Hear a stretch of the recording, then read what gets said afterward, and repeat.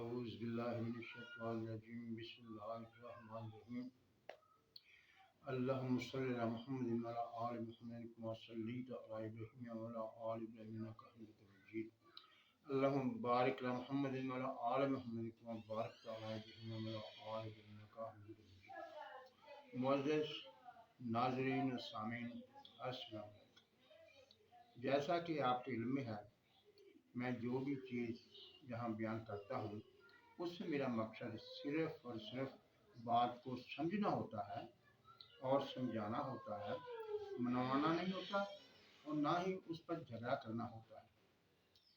آج میں آپ کے سامنے ایک ایسے مسئلے کے معاملے کی تشریح کرنا چاہتا ہوں جو کہ میری سمجھ میں ایسا کوئی بڑا مسئلہ نہیں ہے، لیکن اسے بڑا بنا دیا گیا ہے۔ وہ مسئلہ کیا ہے؟ وہ ہے نکاح متع اور نکاح مسیار کا معاملہ۔ کچھ کہتے ہیں متع حرام ہے، کچھ کہتے ہیں حلال ہے، کچھ کہتے ہیں نکاح مسیار بھی جو نکاح متع کی شکل ہے۔ یہ جب باتیں میں نے دیکھی پڑھی تو میرے دل میں خیال آیا کہ میں اپنے طور پر ان کی وضاحت کرنے کی کوشش کروں۔ تو آئیے سامعین کرام، ہم دیکھتے ہیں کہ یہ جو باتیں ان کے بارے میں کہی جاتی ہیں ان کی حقیقت کیا ہے، اور کیا یہ ایک ہی چیز ہے یا مختلف ہے، اور اگر کوئی چیز ایک ہی ہے یا مختلف ہے اور کیا ان میں کوئی فرق بھی ہے۔ اس کے لیے ہم نے دیکھنا یہ ہے کہ ایک چیز کو ہم پہلے معیار بنائیں گے۔ وہ کون سا معیار؟ وہ ہے نکاح مروجہ، یعنی جو متع کے قائل ہیں وہ بھی نکاح مروجہ کے قائل ہیں اور اسی طریقے سے نکاح کرتے ہیں، اور جو نکاح مسیار کے قائل ہیں وہ بھی نکاح مروجہ کرتے ہیں اور اسی کے قائل ہیں۔ اس سے ثابت یہ ہوا کہ نکاح مروجہ جو ہے وہ ہمارے لیے معیار ہے، کیونکہ اس پر تمام امت کا اتفاق ہے۔ اب دیکھیں گے کہ نکاح مروجہ کے لیے کون کون سی شرائط ہیں۔ پہلی شرط اس میں ہے قبول و ایجاب، مہر کا ادائیگی، مہر کا مقرر ہونا، اور اس کے بعد عورت کے دامنفا کی ذمہ داری خاوند پر ہونا، اور وہ مروجہ نکاح طلاق یا فوتگی یا خلا کے بغیر ختم نہیں ہوتا۔ یہ وہ موٹی موٹی باتیں تھیں جو نکاح مروجہ کے بارے میں ہیں، یعنی گواہان کی موجودگی، قبول و ایجاب، عورت کے دامنفا کا ذمہ داری مرد پر ڈالنا، اور ایک دوسرے کی خیر خواہی کرنا، اور ختم ہونے کے لیے، اس نکاح ختم ہونے کے لیے صرف طلاق، موت یا خلا ہی واحد ذریعہ تھے، اس کے علاوہ اور کوئی طریقہ نہیں ہے۔ اب دیکھتے ہیں نکاح متع، اس کی شرائط کیا ہے۔ نکاح متع میں بھی قبول و ایجاب ہوتا ہے، گواہن ہوتے ہیں، کچھ رقم مقرر کی جاتی ہے، اور اس کے ساتھ جو سب سے بڑی بات ہے وہ یہ ہے کہ نکاح کی مدت مقرر کی جاتی ہے، اور اس کی طلاق نہیں ہوتی، کیونکہ مدت ختم ہونے پر نکاح خود بخود ختم ہو جاتا ہے۔ آ جائیے نکاح مسیار کے بارے میں۔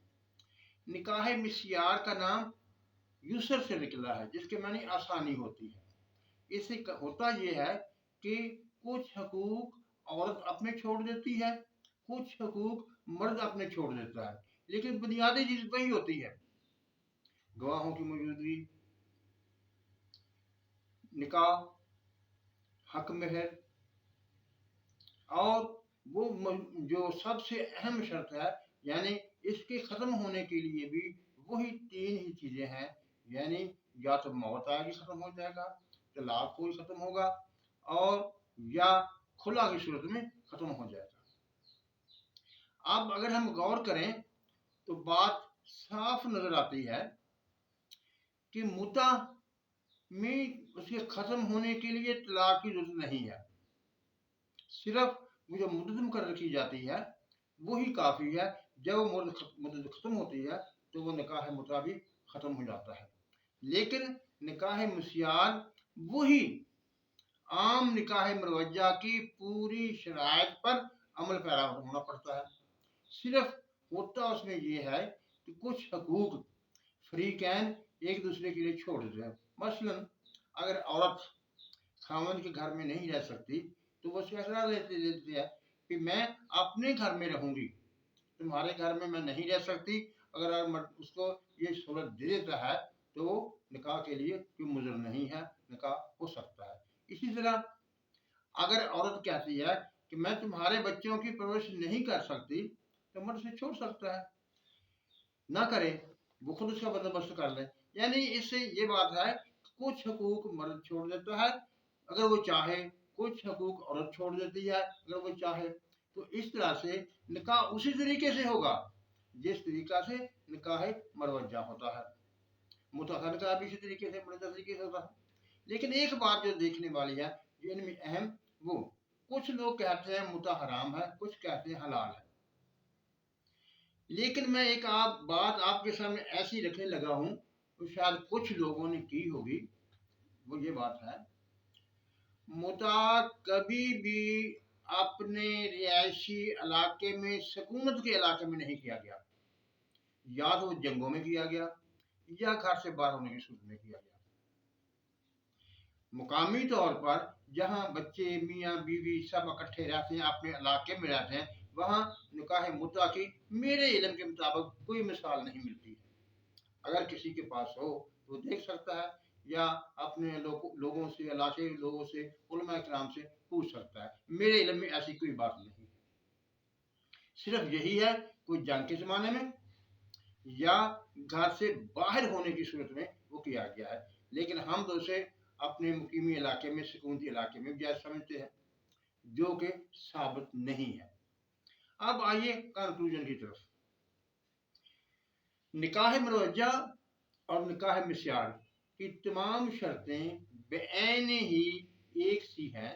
निकाह मिस्यार में सिर्फ ये फ़र्क है कि हम उसमें से कुछ हकूक यानी ज़ौजैन एक दूसरे को कुछ हकूक की सहूलत दे देते हैं, उसका मुतालबा नहीं करते, उसे निकाह मिस्यार कहते हैं। लेकिन तमाम शर्तें निकाह मरवजा की होती हैं। लेकिन मुता जो है उसमें कुछ ऐसी चीज़ें पाई जाती हैं जो निकाह मरवजा के मुताबिक नहीं है। यानी वो जो मुता के कायल हैं वो भी आम निकाह मरवजा जब करते हैं तो उसमें वो शर्तें नहीं होती। ये एक बात थी जो मैंने आपके सामने रखी। उम्मीद है कि आप सबको इस बात की कुछ समझ आई होगी कि यानी हमारे पास मियार तो है निकाह मरवजा का, अगर कोई तरीक़ेकार इसके मुताबिक आता है, इस पर पूरा उतरता है तो ठीक। अगर उसमें कुछ ऐसी चीज़ें पाई जाती हैं जो निकाह मरवजा में नहीं है तो उसे छोड़ देना चाहिए, क्योंकि हमने हिसाब किसी जमात को, किसी गिरोह को, किसी फिरके को नहीं देना है। हमने हिसाब सिर्फ और सिर्फ अल्लाह ताला की ज़ात को देना है, उसी के सामने पेश होना है।